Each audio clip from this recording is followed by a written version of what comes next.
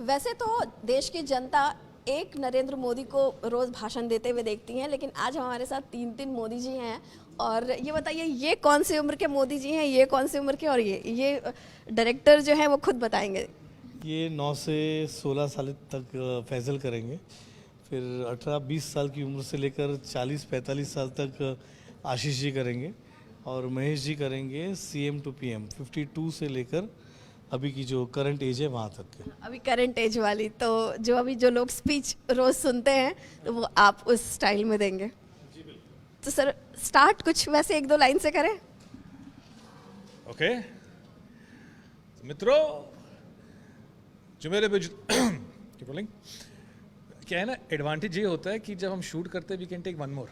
Modi ji one more नहीं ले सकते ओरिजिनल में, तो वी गो एज मित्रों, जो मेरे गुजरात से प्रेम करता हो वो मेरी आत्मा है, और जो मेरे भारत से प्रेम करता हो वो मेरी परमात्मा है। And see correction come back, वो मेरा परमात्मा है।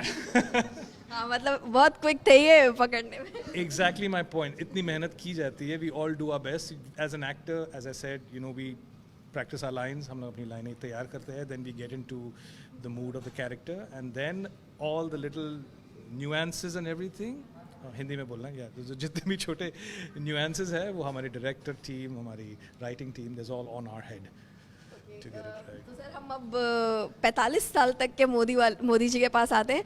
ये बताइए कि आप जिस उम्र के नरेंद्र मोदी को प्ले कर रहे हैं, उनके बारे में लोगों ने पढ़ा है, थोड़े कुछ पुराने वीडियोस देखे हैं। अभी प्रेजेंट में तो वो ऑब्वियसली हर जगह सोशल मीडिया से लेके, और प्रधानमंत्री तो खैर वो देश के हैं ही। अभी के मोदी जी को तो हर कोई जानता है, लेकिन जो पास्ट के मोदी जी थे उनको पोर्ट्रे करना कितना मुश्किल और या कितना आसान रहा?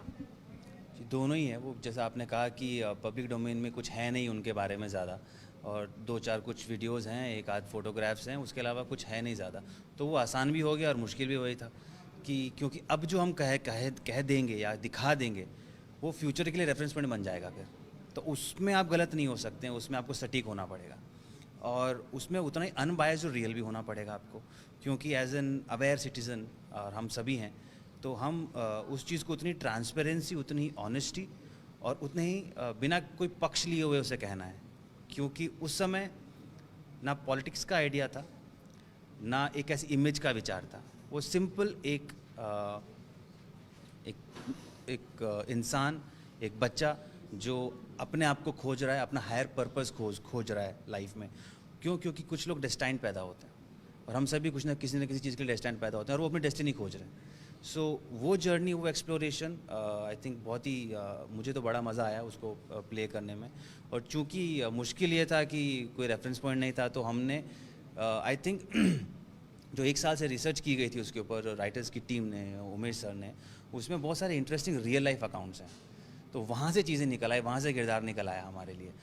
उसमें ऐसे बहुत सारे किस्से कहानियाँ हैं जो उनके रिलेटिव्स, उनके मित्र, उनके सहपाठी, उनके स्कूल टीचर्स, उनसे बहुत सारे रियल लाइफ अकाउंट्स निकले, और उसमें से किरदार निकल आया हमारे लिए। तो आई थिंक यही कह सकता हूँ कि अब जो हम दिखा देंगे उसमें, वो अब लोगों के लिए रेफरेंस पॉइंट बन जाएगा, और जो आप जैसा आप कह रहे थे कि गूगल करते हैं तो नहीं मिलता है, अब करेंगे तो अब ये मिलेगा।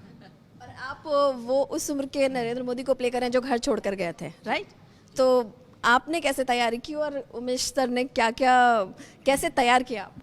जो मैं कैरेक्टर प्ले कर रहा हूँ उसमें एक तो था कि सबसे पहली चैलेंजिंग की अगर बात की जाए तो मेरा टीनेज अभी क्रॉस हो चुका है, और जो मैं प्ले कर रहा हूँ वो टीनेज शुरू होने से पहले का कैरेक्टर है, एक बच्चा। और उसके बाद में जब वो सोचते हैं घर छोड़ने का, संसार छोड़ने का और संन्यास लेने की, वहाँ तक आई एम डूइंग। और तो ये रही चैलेंज की बात। बट यही है कि मेरे पास भी कोई रेफरेंस नहीं था कि मैं क्या करूँ। तो एक होती है स्टोरी जो आपको अपने आप से कैरेक्टर बनाना होता है, और आप बना देते हो और वही लोगों को लगता है। यहाँ पर ऐसा है कि करण जो हमारे प्राइम मिनिस्टर है, उनको देखकर ये इमेजिन करना कि ये सारे चीज़ें होगी, बट उसे मैं कम कैसे करके एक बचपने में उसको ढालूँ और वो कैसा लगे। वो मतलब ऐसा ना हो कि मैं मैच करते करते मैं बड़े की बॉडी लैंग्वेज मैच कर रहा हूँ। वो मुझे बचपना भी दिखाना है और साथ साथ वो फेस भी करना है कि एक बहुत ही चाइल्डिश और एक बाद में एक थोड़ा सा समझदार कि अब घरदार सब छोड़ना। So it was challenging but at the same time बहुत बड़ी रिस्पॉन्सिबिलिटी थी मेरे लिए। ये बताइए इन तीनों की शक्ल मिलती है क्या एक दूसरे से? मुझे आप दोनों की थोड़ी थोड़ी मिलती लग रही है, उतना आपकी उतनी नहीं मिलती। ऐसा होता है कभी कभी, पर अभी तो ऐसा भी होता है कि कभी कभी हस्बैंड वाइफ की शक्ल भी आफ्टर अ पॉइंट मिलने लगती है। सो वैसा भी होता है, पर अभी यहाँ ऐसा है नहीं। यहाँ ऐसा है कि मैंने भी जो जब इन तीनों को जब पसंद करना था तब यही सोचा था कि मुझे अच्छे एक्टर्स चाहिए। मुझे कोई लुक अलाइक या उनकी मिमिक्री करे ऐसे लोग, ऐसे एक्टर्स नहीं चाहिए थे। मुझे अच्छे एक्टर्स चाहिए थे और ये तीनों उसमें बहुत खरे उतरे। मतलब इतनी मेहनत की ये लोगों ने और इतनी लगन से काम किया है कि स्क्रिप्ट देता था उनको, जब भी समझाता था उनको पास के बारे में कि कैसे करते थे, क्या करते थे, जो मेरा रिसर्च था, जो वो भी सब अपना होमवर्क करके आते थे, तो सब मिलजुला कर जो हुआ है वो काफ़ी अच्छा रिजल्ट आया है। और मुझे बहुत ओवर एक्सपोज्ड और कोई इमेज में बंधे हुए एक्टर्स नहीं चाहिए थे कि जिनकी कोई एक फिक्स इमेज हो, और थोड़े चूजी एक्टर्स हो कि यार काम करने से पहले पहले थोड़ा देखे कि क्या कर रहा हूँ। तो ये तीनों में ये बात बहुत बड़ी है कि वो लोगों ने कुछ भी नहीं कर लिया है अपनी लाइफ में। फैजल तो अभी बच्चा है, छोटा है, पर अदरवाइज ऑल्सो सबकी चॉइसेस है बहुत क्लियर थी कि सबको अच्छा करना था।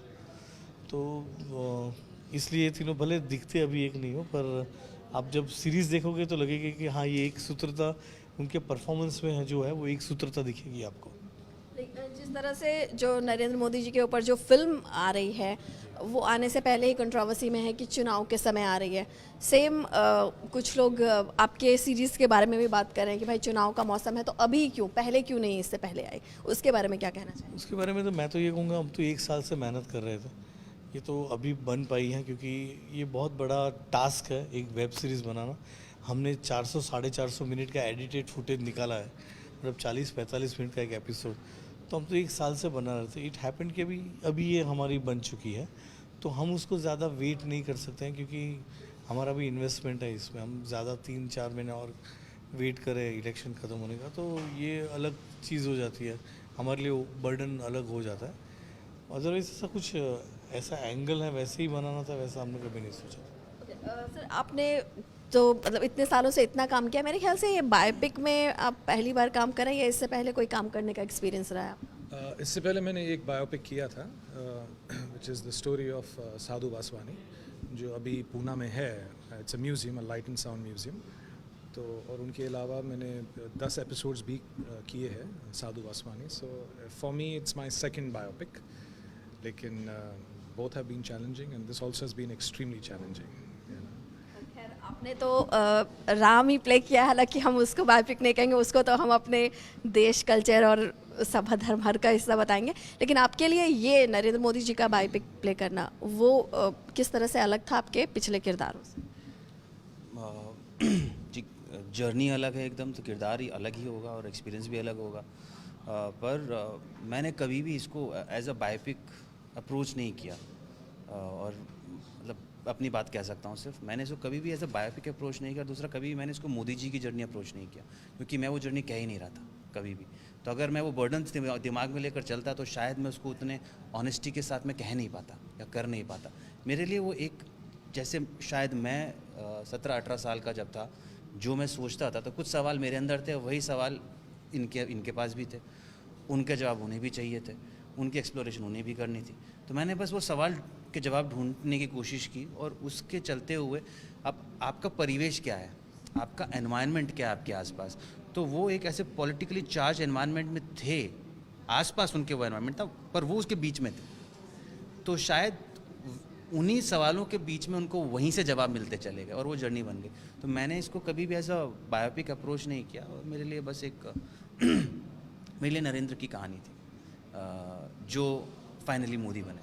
तो इमेज मोदी मेरे पास नरेंद्र था, तो मैंने सिर्फ नरेंद्र प्ले किया। आपने नरेंद्र मोदी के बचपन की कुछ शरारतों के बारे में कुछ सुना है, कुछ सुना है? क्योंकि हमने कई बार देखा है वो मन की बात जब करते हैं तो कई बार बच्चों ने उनसे सवाल पूछा है तो उन्होंने बताया है कि वो क्या क्या करते थे बचपन में। आपको कुछ पता है? यस, मैंने सिर्फ पता ही नहीं, मैंने वो एक्सपीरियंस किया है। क्योंकि जब स्क्रिप्ट पढ़ा मैंने, मोदी जी ने रियल लाइफ में एक मगरमच्छ के तालाब में मतलब जाकर मगरमच्छ का बच्चा उठाकर घर ले आए थे।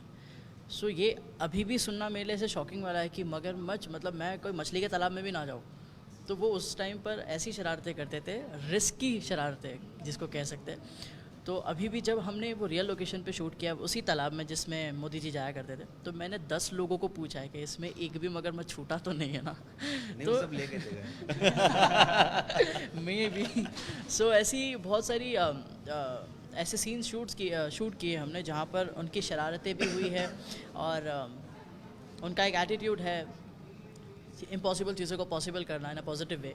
तो वो सब चीज़ें भी, तो उसमें जितनी शरारतें होती है ना, एक मुझे कृष्णा जैसी स्ट्रैटेजी लगती है। कृष्णा होता है, एक सोचता है 10 चीज़ें दिमाग में चलती है, तो वो कहीं ना कहीं मुझे लगता है। तो कृष्णा वॉज नॉट ऑब्वियसली, तो ये भी मुझे बहुत सारी सीन्स में नॉटीनेस दिखी और रिस्क भी था बहुत सारी जगहों पे रियल लाइफ में। अभी तो क्या है, शूट कर रहे हैं हम।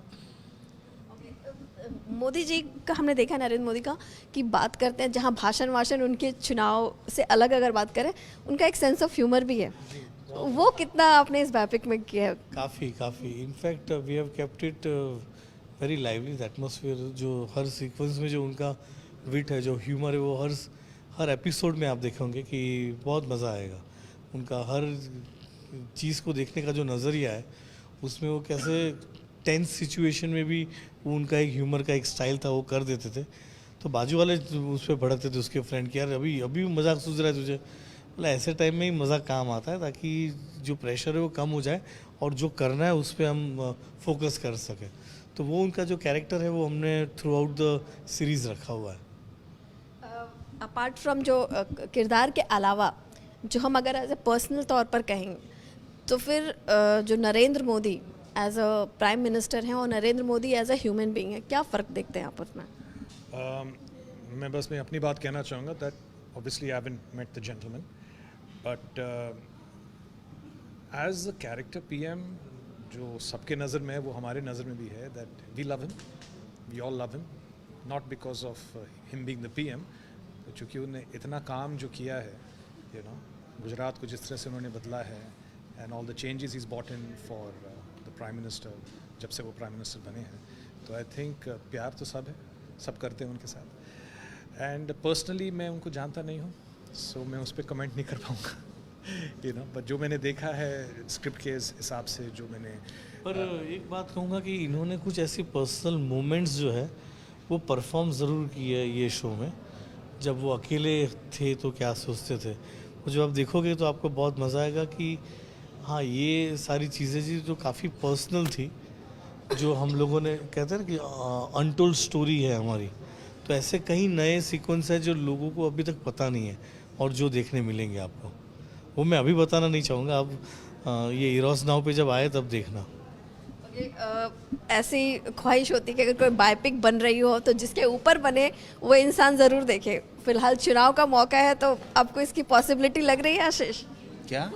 कि जो बायोपिक बन रही है और जिसके बारे में बन रही है वो इंसान उसको ज़रूर देखे उनके बारे में? तो फिलहाल तो चुनाव का चाहते हैं, हमारी दिली ख्वाहिश है। मैंने पूछा भी था सर से कि हमें मौका मिलेगा मोदी जी से मिलने का, एक बार ये हो जाए, तो हमें बस एक ही जवाब मिला था, अब अच्छा काम करो, अगर पसंद आएगा तो चाय पे ज़रूर बुलाएंगे।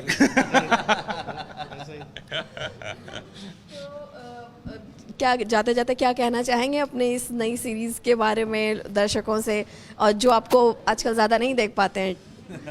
हाँ, तो अब देखिए, आप ज़्यादा नहीं देख पा रहे हैं, तो इसीलिए नहीं देख पा रहे थे क्योंकि मैं ऐसा ही कुछ ढूंढ रहा था, करना चाह रहा था कि जब देखें तो मज़ा तो आए आपको फिर से। सो बड़ा मज़ा आएगा आपको। एरोज नाउ पे Modi journey of a common man April में आ रहा है, और बहुत ही interesting, real, without any fabrication, and very engaging and very very entertaining. Watch it.